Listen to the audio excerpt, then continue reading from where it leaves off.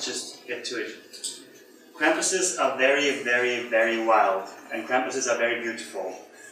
An 8-year-old pupil from Dorfgestein in Austria wrote in her school essay on Saint Nicholas Day 2011. She is not alone in her ambiguous attraction. Confronted with the Krampus, hardly anyone remains indifferent. Tourists produce their cameras, children run after them to provoke them, or hide on the attic full of panic. At the bar of a pub in Dorfgestein, old locals shake their heads with concern and complain about the deterioration of the good old ways. Krampus events in Austria have seen a tremendous increase since the turn of the millennium. In 2014, in the valley of Gastein alone, there were 97 Passen, these are Krampus groups. The valley has around 13,000 inhabitants. There, these troops comprise of Saint Nicholas, the basket carrier, this helper carrying a large basket filled with small bags of sweets to be left in people's homes, sometimes 1 or 2 angels, those are young women dressed in white, and 4 to 8 Krampuses. Only on December 5th and 6th, they walk from house to house to reward the good children and punish the naughty ones. In many other regions, this is not the case. There, the Krampus season stretches from early November until Christmas, and many of these groups do just fine without the figure of Saint Nicholas. Organized Krampus runs are professionally moderated by experts of folklore, are the highlights of Advent tourism in the old town of Salzburg. The groups are hand-selected, according to custom, providing spectacular performances and in compliance with all safety regulations. In stark contrast to these tame performances are the Krampus events in the combat zones of the outlying districts, the suburbs and villages. Security-wise, those are very differently managed. Sometimes Krampuses and onlookers are separated by extensive crowd barriers and large contingents of security personnel. Sometimes there are only loose ropes or no barriers at all. In the yearly parade in St. Johann, 80 troops with 1,000 Krampuses move through a clearly demarcated space. Thousands of spectators fight for the spots in the first row to witness the morbid vitality. The troops are much more diverse than at the tourist events, also their masks and accessoires. More immediate, aggressive and emotional, less cameras, more action and much more pheromones and adrenalines. Another category are the so-called Krampuskränzchen, events that are confined to one specific location and mostly organized by one single Krampus group. In the valley of Gastein, they are not much more than a gathering of locals at a pub or the empty garage of the volunteer fire brigade. Here people meet to chat, until out of a sudden the Krampuses enter the scene and wreak havoc, leaving the place in a complete mess before retreating to prepare for the next attack. In the suburbs of Salzburg, on the other hand, these events have developed into highly professional shows with choreographed performances and pyrotechnics that attract hundreds of clubbers. When we look at the literature, however, these massive changes have so far hardly been taken into account. The publications we know describe the Krampus as a custom with a centuries-long tradition, originally confined to remote mountain valleys and supposed to cast out winter and its evil spirits. Under the influence of tourism and media, so the argument goes, this original custom got out of hand and has become a meaningless public entertainment. We believe that this explanation hides more than it reveals. In the Austrian media, on the other hand, the Krampus is connected to sexualized violence, alcoholism, atavism, rural backwardness, low levels of education, and right-wing nationalism. But just looking at the scale and diversity of the Krampus shows that both of these analyses fall short. The aim of our work, then, is to make sense of the Krampus as a multi-layered youth culture that navigates between appropriation and boundary making in respect to the custom and its custodians. For this, we engage with the people who become Krampus every year to show how contradictory their interpretations can be. And after 5 years and 3 fieldwork periods in Salzburg and Tyrol, we are convinced that the Krampus offers a unique window to think through contemporary social and political configurations in Alpine Austria and beyond. But before we extend on that, we want to briefly go through the history of the phenomenon. We do this also because working on the Krampus inevitably means to find a position in regards to his origins. For many active Krampuses, it is very important to stress that their custom is centuries old. Often they use words like pagan, pre-Christian, Germanic, or Celtic. But in extensive work, the German ethnographer Hans Schuladen did not find any pre-modern sources.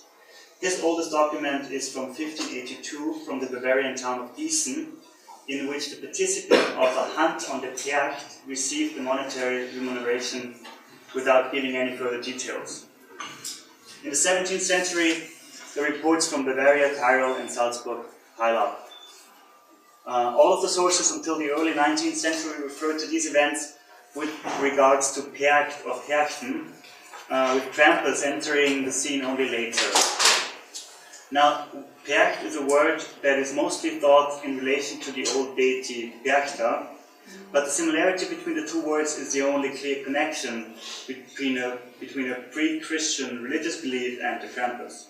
So far, nobody has found a historical source linking the masquerades to any form of cultic or religious practice of the deity. Also, the numerous bans against the practice, first and foremost in the Archbishopric of Salzburg, were not intended to eradicate superstition or pagan traditions. These gatherings were banned because the authorities saw them as a threat against public order. Young, masked people roaming the streets at night, drinking, dancing, and fighting. And even more troubling was the fact that girls and boys committed these shenanigans together. Until around 1800, there were several of these bans, but hardly any descriptions of the custom itself. And only with the advent of Romanticism and its different attitude towards the peasantry and its culture, we find first reports. Judging from these sources, we believe that the most convincing interpretation of the old Perchten runs is that they were carnival parades. With the simultaneous invention of tradition and folk studies in the second half of the 19th century, we start finding detailed accounts of masked customs. This is also the time when ideas of pagan origins first appear. So from everything we can say now, it was the folklorists who came up with these theories and convinced many of the active Krampuses that this must have been the case, or the origin. The Krampus's first foray into popular culture happened early after that and was strongly connected to the invention of a new technology, the postcard. Introduced in Austria-Hungary in 1897, over the following decades, millions of Krampus postcards were sent every year in the weeks before Christmas. The two main themes were children and sex. Coming back to the morning session. The Krampus is engaged in punishing mischievous children, but at the same time he also radiates sexualized mischief. And to this day we believe these two themes remain central. This brings us back to the Krampus as a contemporary youth culture and the question why the recent boom. First, we think this is not dissimilar to the Krampus craze at the last turn of the century. There are many similarities between 19th century postal service and the internet, as David Graeber has recently argued. More specifically, the postcard of those days has a lot in common with social media in the last decade. Both are forms that disrupted communication and profoundly changed the relation between private and public. But we believe there is more to the recent boom than just a new and disruptive technology. In a discussion a few weeks ago, a friend suggested that the Krampus could be, he said, like it's almost like an empty signifier, to which I had to reply, I think the opposite is true. To me, the Krampus feels more like an extremely full signifier. It is so full of possible meanings. Actually, this is the only way I can make sense of it right now, as to why people with vastly different aims feel they can express themselves through becoming the Krampus. So, what do we mean by this? What we can say for certain is that the motivations of Krampuses are very diverse. One common theme through all the differences, however, is the impression that the Krampus gives our interlocutors a perception of embodied immediacy that they cannot experience in their daily life.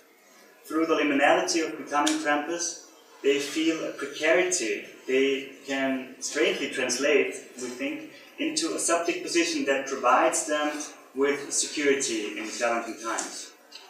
Where this goes, again, is highly diverse. Some see the Krampus as a guardian of traditional family values, some as a remedy against the perceived ills of the internet and social media, some as a way to experience the fantasy world of live-action roleplay. Others instrumentalize the Krampus for their xenophobic agenda of opposing the immigration of Muslims in what they perceive as an attempt to destroy the culture of the Occident. What we see as the most intriguing thread, however, leads us back to the Krampus postcards and their two most important themes, sexuality and children. Where these two come together is in the production and performance of male subjectivities. To us, the main reason for the recent Krampus boom lies in the opportunity he gives to perform masculinity differently. Now again, we do not suggest that we are dealing with a uniform masculinity here. On the contrary, these Krampus masculinities vary greatly. In many ways, becoming Krampus allows young men to escape the growing insecurity and precarity of male role models. As Krampus, there is no contradiction between being a confident masculine predator who gropes every woman he encounters, and being a responsible grown-up husband who raises his children through this benevolent monopoly of violence. Then there is, of course, the comfortable safety net of a group of like-minded men and the male bonding going on during the Krampus season. What's more, in the Gestein Valley, our research shows how the relations that active Krampuses have with their female family members change strongly during the Krampus season. Without women's support, there would be no Krampus. They bake the biscuits, run errands, keep the men fed and hydrated, and at the end of the night pick them up after 10 hours of running and drinking. Women as well as men see their involvement in the custom as a service to the community, and hardly anyone questions the gender division of labor. During those weeks, gender roles suddenly seem unambiguous, with the women relegated to supporting roles like in the good old days. Outside the Krampus, things are very different. A lack of qualified work in childcare, combined with the better education of young women compared to their male classmates, leads to a strong out-migration of young women. Women are much more independent economically and leave their partners more easily than their mothers would have when things didn't work out. And even where the nuclear family still works, the increasing insecurity on the job market and the feminization of labor inhibits young men to inhabit the masculinity they learned from their fathers. What's more, in places like the Gestein Valley, the Krampus provides a possibility that few adolescent men in Europe have, a rite de passage, although a rather strange one, as this initiation goes on for years, moving in and out of liminality every autumn. They enter the custom with 16 as timid boys who have to prove themselves worthy of becoming Krampus under the watchful eye of the whole community. After 2 or 3 years, they reach their peak as aggressive and dreaded Krampuses. In their late 20s, then, most of them shift to the role of the benevolent Krampus. They are no longer that interested in chasing women and competing with members of other troops in highly ritualized show fights, but they focus their attention more on the children they encounter when they do house visits. Then they are finally ready to get married, stop becoming Krampus, and instead become full-grown members of the community. That's at least how things were in mid-20th century this time. Now we see many Krampuses still active well into their late 40s and early 50s, which hints at yet another reason for the recent boom. Through the Krampus, older men can reconnect with the virility of their 20s and feel young again for a few days. So this is but one example of how changed performances of gender influence people of all ages, not just teenagers. So yeah, that's it for now. We hope that we have given you a sense of why we insist on the ambiguity of the Krampus practice as the main reason for its strong appeal in recent years. Thank you.